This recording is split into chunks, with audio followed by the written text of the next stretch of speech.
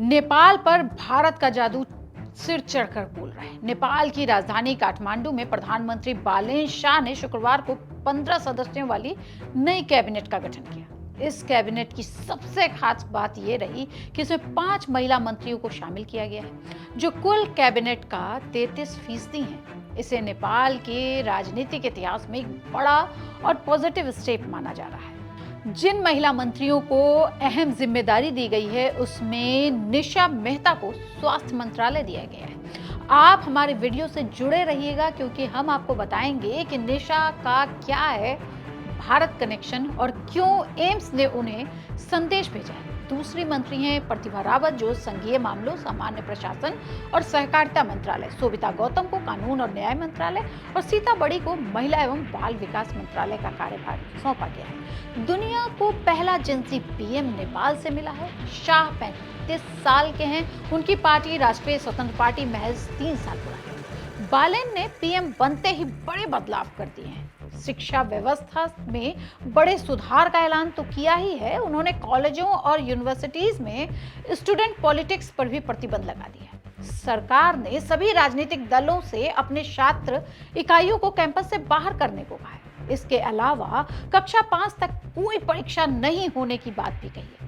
नेपाल के स्कूलों, कॉलेजों में शैक्षणिक अव्यवस्था को दूर करने के लिए अब विश्वविद्यालयों को शैक्षणिक कैलेंडर के अनुसार ही परीक्षा के नतीजे प्रकाशित करने होंगे। इसके अलावा नेपाली विश्वविद्यालयों में एडमिशन के लिए नागरिकता प्रमाण पत्र की भी जरूरत नहीं होगी। स्कूल स्तर पर सरकार ने 5वीं क्लास तक के छात्रों के लिए पारंपरिक और आंतरिक परीक्षाओं को खत्म कर दिया है। इसके बजाय उनकी प्रगति का मूल्यांकन वैकल्पिक और साइकोलॉजिकल तरीकों से किया जाएगा, जिससे तनाव मुक्त और समग्र सीखने का माहौल बनेगा बच्चों के लिए। यही नहीं, पिछले साल जिस जेंजी आंदोलन में मारे गए 27 छात्रों के परिजनों को उन्होंने सरकारी नौकरी देने का वादा किया था, उसे भी जमीन पर उतार दिया है। प्रधानमंत्री बनने के तुरंत बाद बालेन शाह की अध्यक्षता में हुई पहली कैबिनेट बैठक में इस मुद्दे को प्राथमिकता दी गई। बैठक में फैसला लिया गया कि मृतक छात्रों के परिजनों को सरकारी नौकरी दी जाएगी ताकि उनके परिवारों की आर्थिक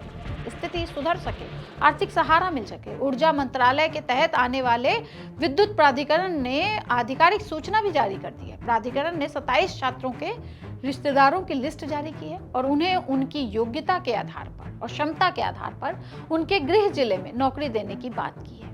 अब हम बात करेंगे कि बालेन शाह ने क्या क्या रिकॉर्ड तोड़े। तो बालेन शाह ने फिनलैंड की 34 साल की सना मरीन की दुनिया में सबसे युवा पीएम बनने की बात को पीछे किया है। अगर बात करें सबसे कम उम्र के पीएम की, तो 1783 में यूनाइटेड किंगडम के विलियम पिट ने 24 साल की उम्र में, ऑस्ट्रिया के सेबेस्टियन कुर्ज ने 2017 में, 2019 में फिनलैंड की सना मारिन ने 34 साल की उम्र में, वहीं बालेन शाह ने 35 साल की उम्र में, 35 साल की ही उम्र में पीएम बनने वाले 4 और पीएम हैं, जिसमें यूक्रेन के ओलेक्सी गोंचारुक हैं 2019 में, रूस के सर्गेई किरियंको 1998 में, जेसिंडा ऑर्डन न्यूजीलैंड की 2017 में 37 साल की उम्र में पीएम बनी थी। और क्या कहता है नेपाल का संविधान?